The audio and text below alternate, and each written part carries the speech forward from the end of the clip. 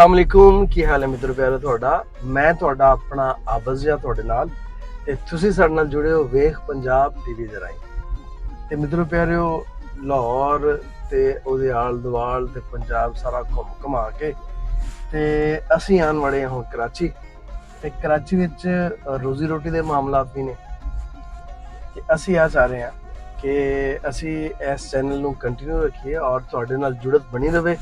उस सिलसिले दे विच जनाब असी अज वीडियो बना रहे हैं ते असी कराची किहड़ी जगह ते हैं बहरिया टाउन कराची आओ तुहानूं बहरिया टाउन विखाने हैं ते देखते हैं कि तुहानूं बहरिया टाउन किवें दा लगदा है क्योंकि बहरिया टाउन एक अलहदा ही दुनिया है पाकिस्तान दे विच। आओ फिर रल के देखते हैं।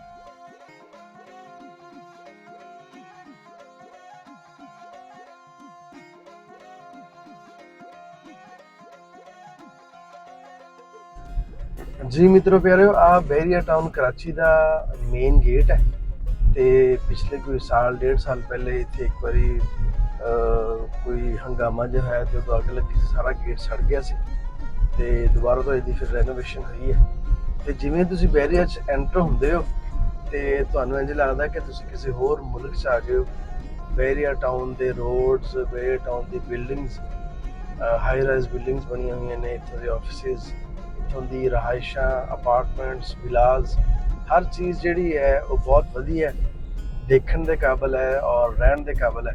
असीं बहुत सारी जगह ते गए हैं बहुत सारे टाउन विजिट किए ने बहुत सारे शहरों के विच भी गए हैं पर इन्नी सफाई सुथराई ना गवर्नमेंट लैवल ते नज़र आई है ते ना ही सानू किसी होर जगह ते बड़े दिन हो गए सी तुहाडे तो बड़ी उदासी सी ते मित्र प्यारिਆਂ ਦੇ ਨਾਲ बहुत खुल खिला के गलबात भी नहीं हो सकी।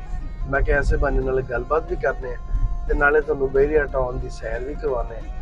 बहरिया टाउन की सैर जिहड़ी है वो मैं तुहानूं दसदा जावां कि मेरे नाल इस वेले सक पंजाबी भी मौजूद ने ते सक पंजाबी मित्र प्यारा वेख पंजाब टीवी ते बड़ा काम किया इन्होंने इस तो इलावा होर भी काफ़ी सारी इन्हां दी एक्टिविटीज़ रही पंजाबी के हवाले दे नाल ते वो भी इत्थे आ गए ने ते बहुत वधिया लग रहा है कि असीं रल के इत्थे नाले रोजी रोटी का सिलसिला है ते नाले साडा जिहड़ा है वो वेख पंजाब वाला सिलसिला असीं शुरू करांगे। तुहानूं इहदे विच असीं कुछ चीज़ां जिहड़ियां ने वो हाईलाइट्स टाइप असीं तुहानूं विखावांगे क्योंकि सारा बहरिया जिहड़ा है वो तकरीबन 40 तो 45 किलोमीटर का रेडियस है वो सारा इनते एक बार नहीं खाया जा सकता वीडियो बहुत लंबी हो जाएगी तो पर असीं तुहानूं सारा बहरिया जिहड़ा विखावांगे उसदी हाईलाइट्स कित्थे की है इत्थे की रौनकां ने आ तुसीं देख रहे हो कितना सब्जा है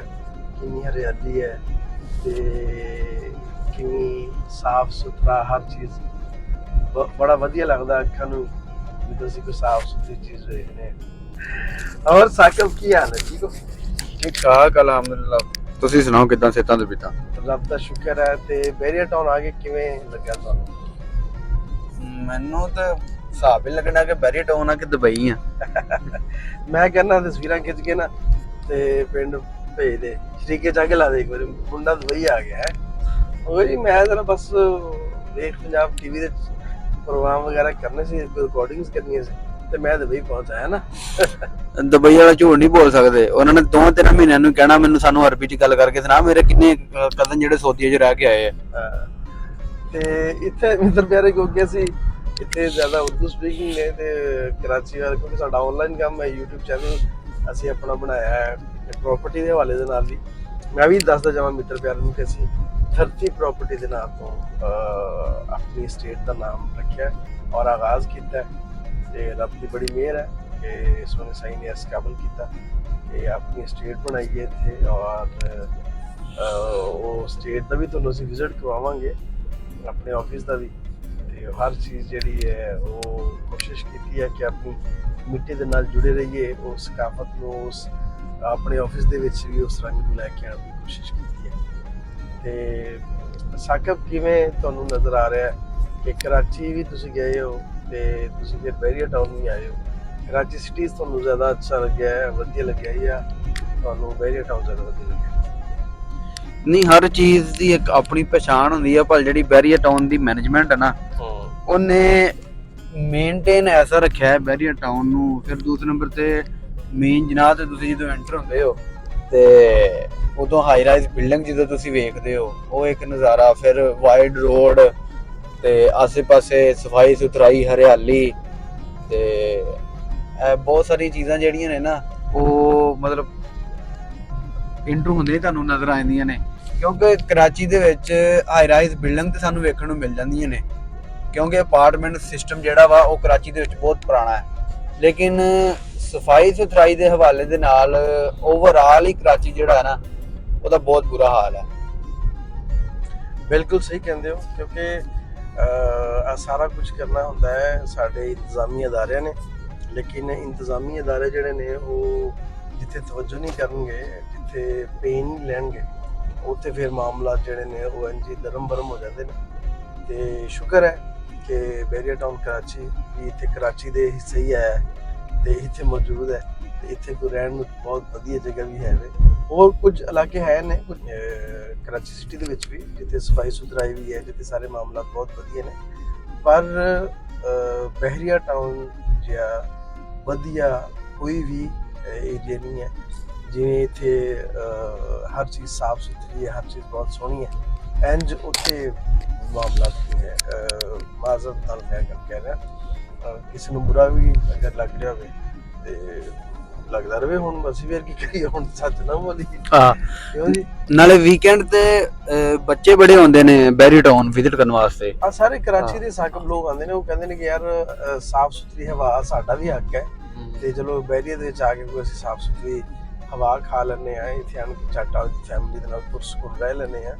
ਉੱਥੇ ਟ੍ਰੈਫਿਕ ਪੋਲੂਸ਼ਨ ਔਰ ਬਹੁਤ ਸਾਰੇ ਮਾਮਲਾਤ ਐਸੇ ਨੇ ਜਿਹੜੇ ਤੁਸੀਂ ਬੇਅਰ ਨਹੀਂ ਕਰ ਸਕਦੇ, ਬਰਦਾਸ਼ਤ ਦੇ ਕਾਬਿਲ ਨਹੀਂ। ਤੇ ਅੱਜ ਹੀ ਅਸੀਂ ਮਲਕ ਸਕੁਆਇਰ ਆ ਗਏ ਹਾਂ, ਤੇ ਮਲਕ ਸਕੁਆਇਰ ਜਿਹੜਾ ਹੈ ਇੱਕ ਅਹਿਮ ਚੌਕ ਹੈ ਬੈਰੀਅਰ ਟਾਊਨ ਦਾ। ਇਸ ਤੋਂ ਬਾਅਦ ਅੱਗੇ ਕਮਰਸ਼ੀਅਲ ਹਬ ਮਿਡਵੇ ਏ ਔਰ ਮਿਡਵੇ ਬੀ ਸ਼ੁਰੂ ਹੋ ਜਾਂਦਾ ਹੈ, ਤੇ ਹਰ ਚੀਜ਼ ਨੂੰ ਬਹੁਤ ਵਧੀਆ ਰੰਗ ਨਾਲ, ਬੜੇ ਵਧੀਆ ਢੰਗ ਨਾਲ ਉਹਨੂੰ ਡਿਜ਼ਾਈਨ ਕੀਤਾ ਗਿਆ ਹੈ, ਤੇ ਸਾਰੀਆਂ ਚੀਜ਼ਾਂ ਬਹੁਤ ਖੂਬਸੂਰਤ ਨੇ, ਦੇਖਣ ਨੂੰ ਬਹੁਤ ਵਧੀਆ ਲੱਗਦੀਆਂ ਨੇ। ਤੇ ਜਦੋਂ ਤੁਸੀਂ ਇੱਥੇ ਆਉਂਦੇ ਹੋ, ਬੈਰੀਅਰ ਟਾਊਨ ਦਾ ਵਿਜ਼ਿਟ ਕਰਦੇ ਹੋ, ਤੇ ਤੁਹਾਨੂੰ ਫੀਲ ਹੁੰਦਾ ਹੈ ਕਿ ਤੁਸੀਂ ਕਿਸੇ ਅੱਛੀ ਸੁਸਾਇਟੀ ਦੇ ਵਿੱਚ ਬੈਠੇ ਹੋਏ ਹੋ। ਇੰਝ ਨਹੀਂ ਤੁਹਾਨੂੰ ਲੱਗਦਾ ਕਿ ਯਾਰ ਆਰਟੀਫਿਸ਼ਲ ਜਿਹਾ ਸਾਰਾ ਮਾਮਲਾ, ਇੰਝ ਲੱਗਦਾ ਕਿ ਜਿਵੇਂ ਕੁਦਰਤੀ। ਹਾਲਾਂਕਿ ਸਾਰੀ ਮਿਹਨਤ ਇਹਨਾਂ ਨੇ ਆਪ ਕੀਤੀ ਹੈ, ਸਾਰਾ ਇਹਨਾਂ ਨੇ ਆਪ ਡਿਜ਼ਾਈਨ ਕੀਤਾ ਹੈ। ਘਾਹ ਲਾਉਣ ਵਾਸਤੇ ਇਹਨਾਂ ਨੇ ਬੜੀ ਦੂਰੋਂ ਮਿੱਟੀ ਪਹਿਲੇ ਮੰਗਵਾਈ ਹੈ, ਫਿਰ ਪੌਦੇ ਮੰਗਵਾਏ ਨੇ, ਖਜੂਰਾਂ ਇਹਨਾਂ ਨੇ ਇੰਪੋਰਟ ਕੀਤੀਆਂ ਨੇ। ਹਰ ਚੀਜ਼ ਜਿਹੜੀ ਜਦੋਂ ਤੁਸੀਂ ਕੰਮ ਕਰਨਾ ਹੋਵੇ ਨਾ ਯਾਰ, ਕਿ ਅਸੀਂ ਵਧੀਆ ਕੰਮ ਕਰਨਾ ਤੇ ਫਿਰ ਉਹਦੇ ਵਾਸਤੇ ਤੁਹਾਨੂੰ ਮਿਹਨਤ ਕਰਨੀ ਪੈਂਦੀ ਹੈ, ਤੇ ਉਹ ਇਹਨਾਂ ਨੇ ਕੀਤੀ ਹੈ ਬੈਰੀਅਰ ਟਾਊਨ ਦੀ ਮੈਨੇਜਮੈਂਟ। ਔਰ ਸਾਨੂੰ ਬਹੁਤ ਵਧੀਆ ਲੱਗਦਾ ਜਦ ਵੀ ਅਸੀਂ ਰੈਨਾ ਰੋਡਸ ਚੋਂ ਗੁਜ਼ਰਦੇ ਹਾਂ ਤੇ ਕਿਸੇ ਜਗ੍ਹਾ ਤੇ ਪਹੁੰਚਦੇ ਤਾਂ ਕਹਿੰਦੇ ਯਾਰ ਕਿ ਵਾਕਈ ਬੜੇ ਸਕੂਨ ਵਾਲੀ ਜਗ੍ਹਾ। ਹੋਰ ਮਿੱਤਰ ਪਿਆਰਿਓ, ਤੁਸੀਂ ਸੁਣਾਓ ਕਿਵੇਂ ਮਾਮਲਾਤ ਨੇ?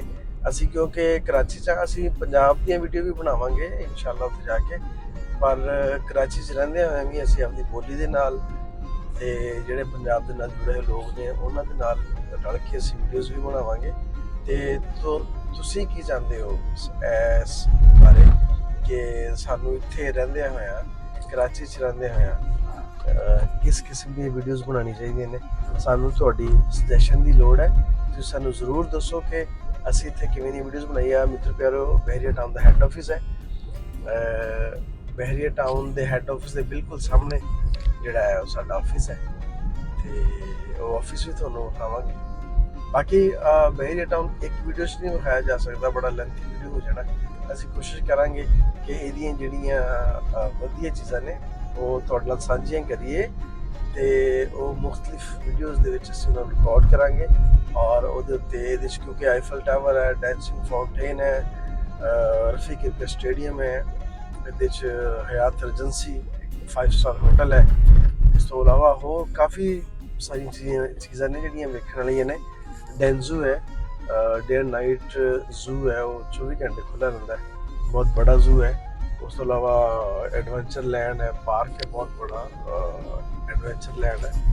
ਹਰ ਚੀਜ਼ ਇੱਥੇ ਬਹੁਤ ਵਧੀਆ ਬਣਾਈ ਗਈ ਹੈ, ਤੇ ਅਸੀਂ ਤੁਹਾਡੇ ਨਾਲ ਹਰ ਚੀਜ਼ ਸਾਂਝੀ ਕਰਾਂਗੇ, ਪਰ ਮੁਖਤਲਿਫ ਵੀਡੀਓਜ਼ ਦੇ ਵਿੱਚ ਕਰਾਂਗੇ।